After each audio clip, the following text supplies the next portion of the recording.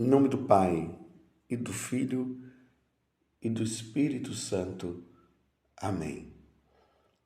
Naquele tempo, Jesus viu um homem chamado Mateus sentado na coletoria de impostos e disse-lhe: Segue-me.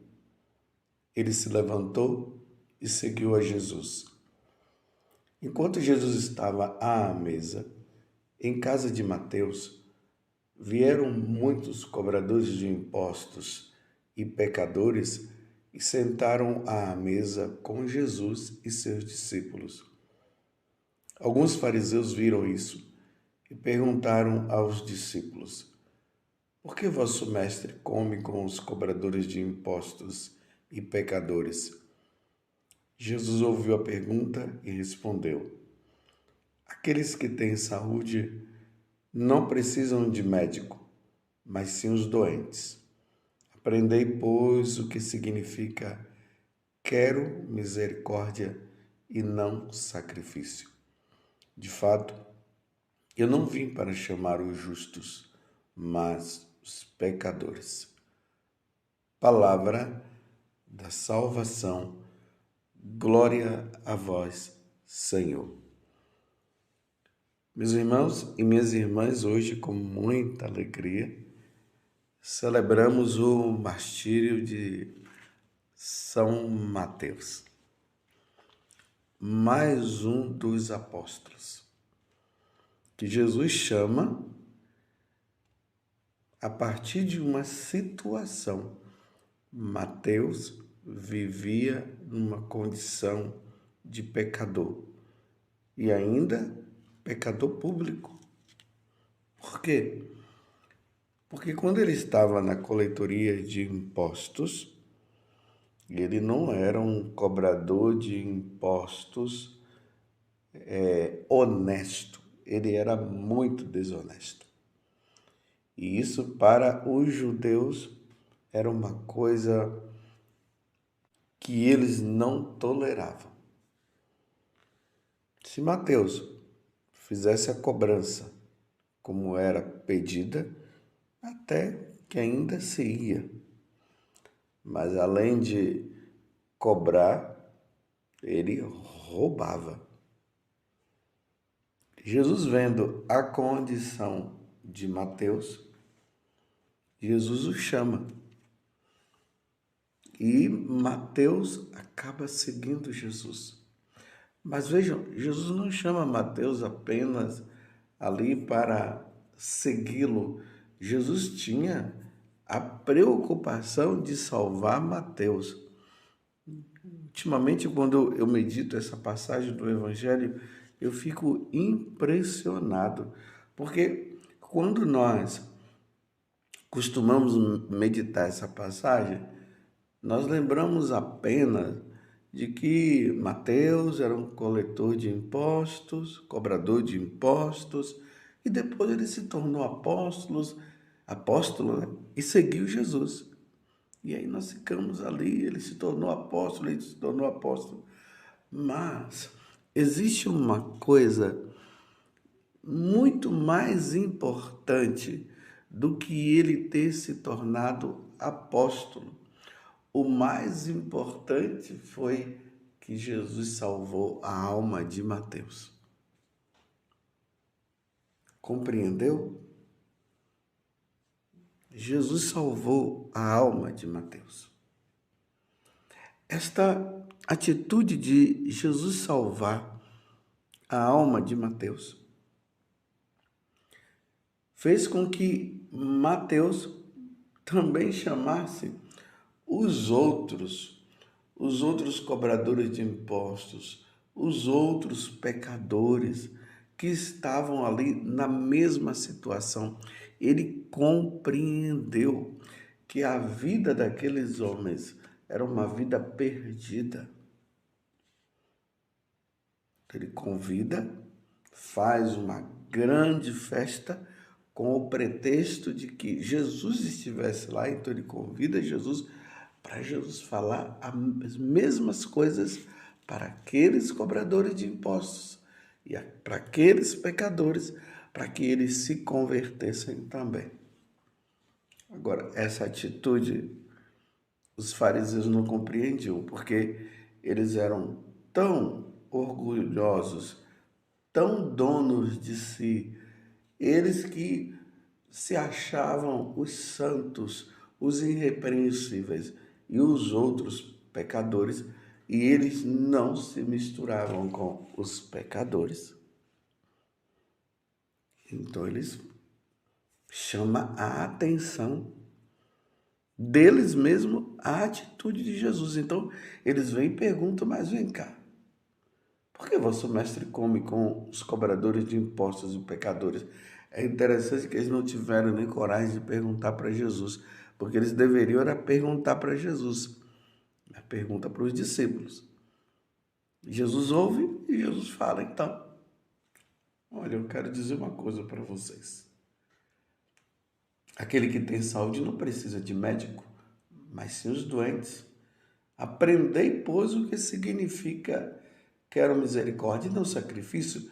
De fato, eu não vim para chamar os justos, mas os pecadores. Que veja a missão de nosso Senhor Jesus Cristo. A missão de Jesus era de salvar os pecadores. Aonde houvesse uma situação, aonde estivesse alguém, pessoas, numa atitude de perder a alma, Jesus estava lá. Porque na primeira vinda de nosso Senhor Jesus Cristo, ele veio para nos salvar. O pecado original nos colocou numa situação de perda da nossa alma. Se morrêssemos, iríamos todos para a condenação eterna. Mas Deus, na sua infinita misericórdia, querendo nos salvar, ele envia Jesus e Jesus vai ao encontro dos pecadores. Então ele veio ao encontro de todos nós, porque nós estávamos numa condição, como eu acabei de dizer, de perder a nossa alma.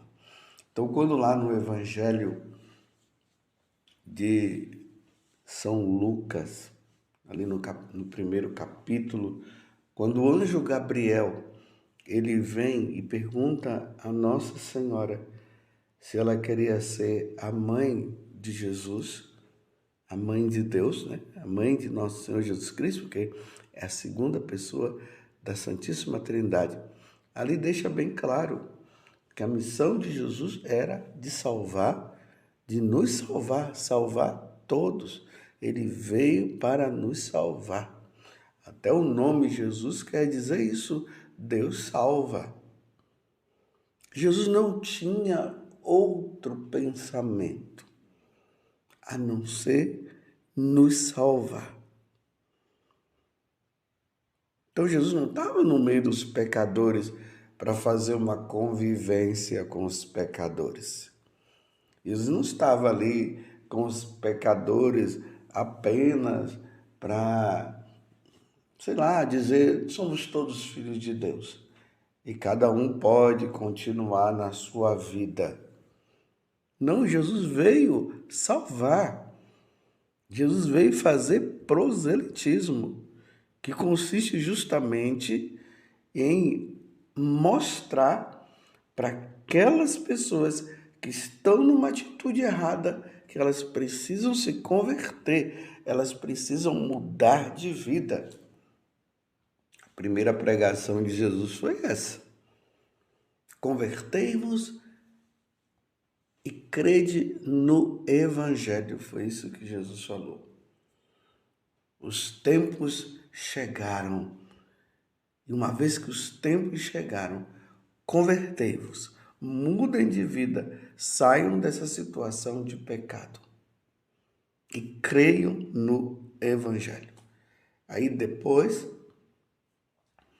quando ele morre, e aí acontece a redenção nossa, quando ele morre, oferecendo-se em sacrifício, e ao terceiro dia ele ressuscita, e é justamente ali na cruz que acontece a reconciliação, e ali abre a porta do céu, quando Jesus diz: Pai, em tuas mãos eu entrego o meu espírito, mas antes ele havia dito: não leveis em conta os pecados do povo, Pai, perdoai-lhes.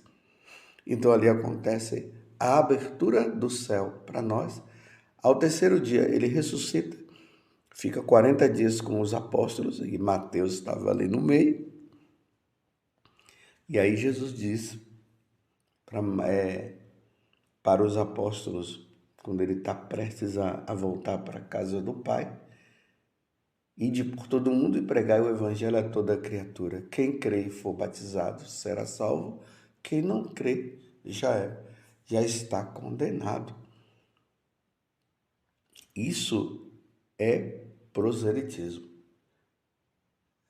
É levar o outro à consciência de que ele precisa mudar de vida. A pregação de Jesus foi essa: convertei-vos e crede no Evangelho. E aí ele fala para os apóstolos a mesma coisa. Todos os povos, porque agora os povos que não haviam conhecido Jesus, eles precisavam conhecer a pessoa de nosso Senhor Jesus Cristo, porque ele é o caminho, a verdade e a vida, e ninguém vai ao Pai se não for por meio dele. Então ele manda os apóstolos vão para os povos que estavam servindo aos deuses estranhos. Esses deuses estranhos são deuses, né? Até mesmo, você vê que eu estou falando no plural, né? Deuses. E esses deuses é com D minúsculo. Eles estavam servindo aos deuses da cabeça deles, criação deles. Eles criaram os deuses próprios. Não era o Deus único e verdadeiro. O Deus único e verdadeiro, que graças a Deus nós adoramos e nós servimos, precisava chegar ao conhecimento dessas pessoas. Senão eles não iriam se salvar. Então os apóstolos vão pregar, anunciar. Eles pregam, eles anunciam, com a vida eles mostram o verdadeiro sacrifício, porque os pagãos tinham os seus sacrifícios, eles faziam os oferecimentos dos sacrifícios dele, mas não era ao Deus verdadeiro, ao Deus único. Eles não ofereciam a Santíssima Trindade. Não, o sacrifício não era de Deus na pessoa de Jesus Cristo, que oferece o sacrifício pela nossa redenção. Eles ofereciam aos deuses deles. Compreende? E aí São Paulo, ele vai dizer, né, que como é que as pessoas elas vão se converter se não houver quem pregue. Está entendendo, meus irmãos? Isso era uma preocupação de São Paulo. Ele dizia: ai de mim se eu não evangelizar. Está na carta aos Romanos. Ai de mim se eu não evangelizar. Mas como é que as pessoas vão crer se não houver quem pregue? Então, o anúncio do evangelho, ele precisa acontecer. Agora, isso incorre em perigo? Corre. Pode ser que o fato de pregar o evangelho a um povo que está lá com as suas crenças, com os seus deuses, pode ser que isso cause problema. E esse problema pode incorrer em processos, prisões e até morte, como hoje, na comemoração de São Mateus. Isso aconteceu com ele, por isso que nós estamos revestidos de vermelho, comemorando o quê? O martírio de São Mateus, porque isso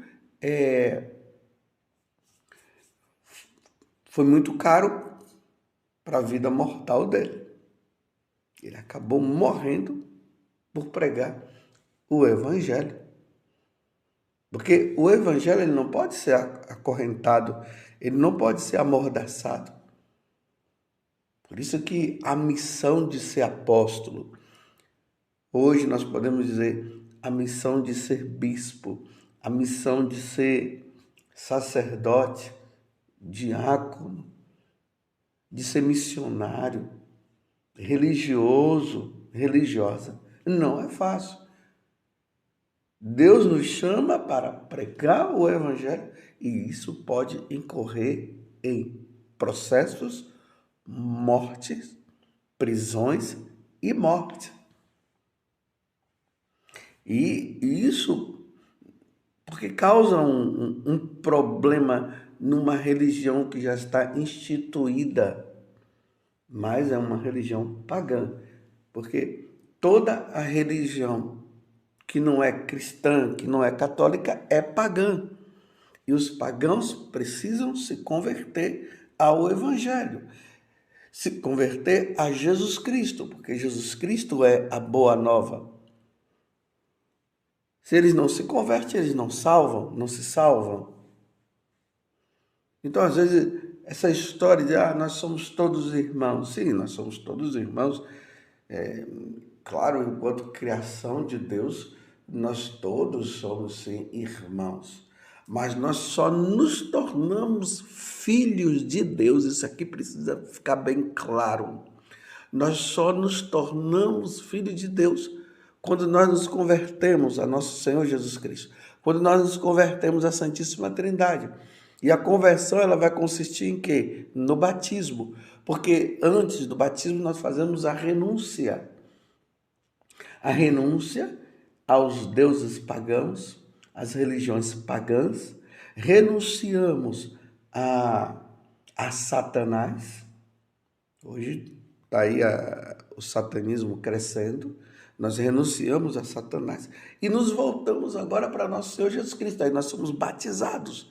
E através do batismo, nós nos tornamos cristãos. E nos tornando cristãos, nós nos tornamos filhos.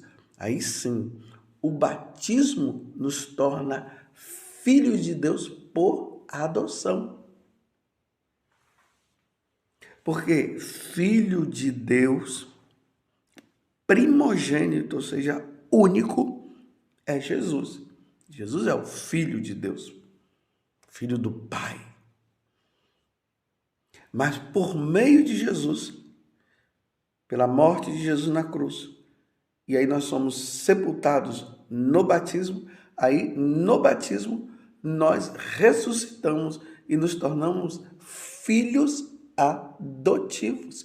Então, aqueles que não são batizados e que estão nas religiões pagãs, e é importante isso, religiões pagãs porque não são cristãos, porque não adoram a Santíssima Trindade, não foram batizados, esses não são filhos de Deus enquanto filhos adotivos por meio de Jesus Cristo. Então não tem direito à eternidade no céu, não tem direito a ir para o céu, não vai ter direito a contemplar a Santíssima Trindade. O único direito que tem é ir para o inferno. Você compreende? Foi isso que aconteceu. Jesus, então, quando ele dá essas respostas para os fariseus, ele está dizendo assim: eu vim para salvar os pagãos. Esses doentes aqui, que ele faz essa metáfora do médico que cuida do doente, ele está dizendo, aqueles que estão nas falsas religiões, eles são pagãos. Eles são os doentes. Jesus é o médico que salva na cruz. Então ele veio para os pagãos. E para acontecer isso, ele precisava falar. Por isso que ele começa a dizer: convertei-vos e crede no Evangelho. Por isso que Jesus contava as parábolas, ele falava do reino dos céus. Ele chamou aquela mulher, lá no capítulo 4 do Evangelho de São João, a samaritana, que vivia na prostituição. E ele salvou aquela mulher, tanto que, diante da salvação que Jesus deu para ela, ela foi chamar os samaritanos vieram e creram também em Jesus. Assim, aquela prostituta, ou melhor, aquela mulher adúltera, no capítulo 8 do Evangelho de São João, que Jesus não a condena, mas diz: olha, de agora em diante não peques mais, viu? Eu não te condeno, ou seja, agora ele salva, mas se ela continua no pecado, na vida errada, ela não iria se salvar. Por isso que Jesus fala: não peques mais. Eu não te condeno agora, mas se você continuar nesse pecado, você vai ser condenada. Então não peques mais. Eis a missão dos apóstolos. Se os apóstolos, se os bispos e nós sacerdotes não tivermos como missão salvar a alma do outro, não teria motivo nenhum ser bispo e não teria motivo nenhum ser padre, diácono e muito menos religioso e religiosa. Se for para cada um ficar no seu cantinho, quietinho, sem fazer nada e dizer que todo mundo vai se salvar, isso não é igreja de nosso Senhor Jesus Cristo. Isso não é ser seguidor de nosso Senhor Jesus Cristo, porque Jesus veio para salvar as almas e ele enviou os apóstolos a salvar almas. Então é preciso pregar.